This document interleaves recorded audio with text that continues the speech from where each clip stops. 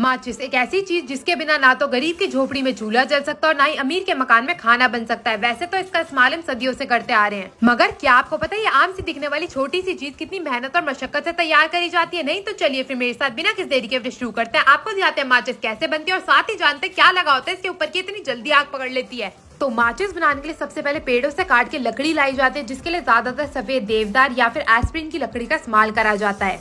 और फिर इन्हें बड़ी सी आरी वाली मशीन से काट काट के इनके छोटे छोटे टुकड़े करके रख लिए जाते हैं। आप यहाँ पे देख सकते हैं, यहाँ पे देवदार की लकड़ी का इस्तेमाल करा जा रहा है, जिसके छोटे छोटे बॉक्स काट काट के रखे जा रहे हैं। लकड़ियों के छोटे छोटे टुकड़े काट लेने के बाद इनकी बारी आती है इनका छिलका उतारने की। तो जितना भी बाहर का छिलका होता है उसे उतार के अलग कर लिया जाता है और जो अंदर की सफेद नई लकड़ी होती है उसका इस्तेमाल करा जाता है। अब एक एक करके इन बॉक्स वाली लकड़ियों को लिया जाएगा और इन्हें डाला जाएगा बड़ी सी रोलर वाली मशीन के अंदर। इस मशीन के द्वारा इनकी पतली पतली लंबी लंबी शीटें करी जाएंगी, मतलब इसे बिल्कुल बढ़िया तरीके से पील कर लिया जाता है। आप यहाँ पे देख सकते हैं पेपर जैसी इसकी शीटें बन के तैयार हो जाती है और एक एक करके इन सारी शीटों को जोड़ के रख लिया जाता है। अब ये जितनी भी पील निकल के तैयार हुई थी, बारी आती है इसको बिल्कुल बारीक काटने के लिए। तो उसके लिए सबसे पहले एक लंबी सी मशीन के बाहर लगा दिया जाता है, आप यहाँ देख सकते हैं। और ये जो बचे कुचे टुकड़े होते हैं ना पहली वाली थान के, उन्हें भी काट के अलग कर लिया जाता है और फिर इसे मशीन में आगे की ओर डाल दिया जाता है। साइड से इसका जो हैंडल है वो घुमाया जाता है और फिर ये जो आगे की तरफ आप ये छोटे छोटे टुकड़े देख रहे हैं, ये होती है वेस्टेज, जिसे निकाल के अलग कर लिया जाता है और फिर मशीन को बिल्कुल अच्छे से फिट कर दिया जाता है। अब इस तेज धार वाली मशीन की मदद से सारी की सारी जो पील करी हुई लकड़ी की शीटें थी वो तिल्लियों में तब्दील हो जाएंगी।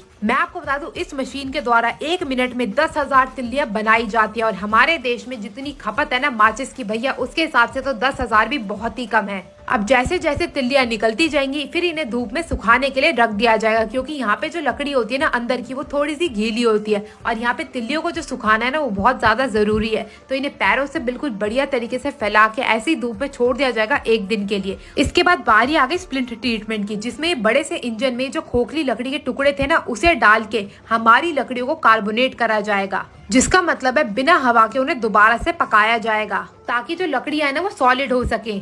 तो यहाँ पे जो है हमारी सूखी हुई तिल्लियां आ चुकी है, बोरा भर के इन्हें रख लिया जाता है और उसके बाद जितनी भी ये तिल्लियां हैं इसे डाला जाएगा इस बड़ी सी मशीन में। तो आप यहाँ पे देख सकते हैं एक ही बोरी में करीब करीब 1 से 1.5 लाख तिल्लियां होती है। तो आप एक एक करके सारी की सारी तिल्लियों को एक बड़े से ड्रम में भरा जाएगा और डाल दिया जाएगा इस बड़ी सी विशाल मशीन में।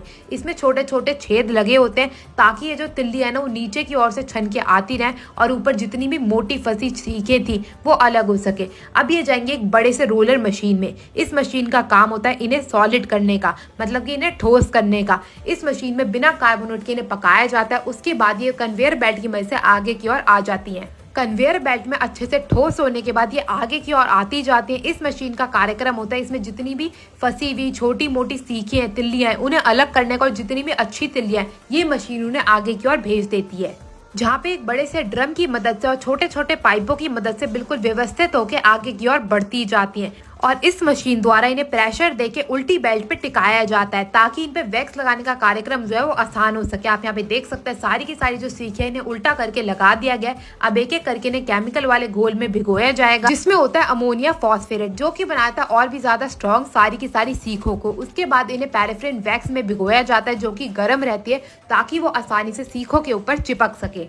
पैराफिन वैक्स जो होती है वो जिलेटिन, फास्फोरस और पोटेशियम क्लोराइड से बनती है। इसी की मदद से सारी की सारी जो सीखें हैं ना वो इतनी जल्दी आग पकड़ लेती हैं। तो यहाँ पे अच्छे से सीखों को वैक्स में डुबोने के बाद इन्हें एक रोलर वाली मशीन से घुमाया जाता है ताकि जो वैक्स है वो ठंडी हो सके और सीखें भी बिल्कुल अच्छे से उन्हें अपने अंदर ग्राइंड कर सके। और जैसी सारी की सारी सीखें सूख के तैयार हो जाती है इन्हें भर लिया जाता है एक बड़ी सी बोरी में। तो यहाँ पे जो हमारी माचिस की तिल्लियां बन के तैयार हो गई। बारी आती है पैकिंग की। तो पैकिंग के लिए सबसे पहले जो अंदर वाले डिब्बे होते हैं वो लिए जाते हैं और इसी मशीन के ऊपर डाल दिए जाते हैं। अब इस मशीन से एक और से डिब्बे आगे बढ़ते रहेंगे और यहाँ पे बारी आ गई तिल्लियों की। तो तिल्लियों को भी इस मशीन द्वारा ही काउंट करके आगे की ओर भेजा जाता है कन्वेयर बेल्ट की मदद से। तो आप यहाँ पे देख सकते हैं अब एक और से सीखें आती रहेंगी और नीचे की ओर से जो डिब्बी है उसके अंदर सीखें गिरती रहेंगी। और ये बारी आ गई अब आउटर कवरेज की। तो आउटर कवरेज की जो पैकेजिंग होती है उसको भी डाल दिया जाता है। अब एक और से सीखें भरी अंदर की डिब्बी और एक और से जो बाहर वाली डिब्बी है वो आती रहेगी। अब सीख वाली डिब्बी को बाहर वाली डिब्बी के अंदर डाल दिया जाएगा मशीन द्वारा ही, और मशीन द्वारा उन्हें पैक करके जो ये हमारी माचिस की डिब्बियां हैं वो बन के हो जाएंगी बिल्कुल बढ़िया तरीके से तैयार, और तैयार हो जाएंगी आपके घरों तक आने के लिए। आपको ये वीडियो कैसी लगी मेरे को जरूर बताइएगा, और अगर ये वीडियो पसंद आई हो तो इसको शेयर करना ना भूले। मैं मिलती हूँ आपसे अगली वीडियो में, तब तक के लिए जय श्री राम।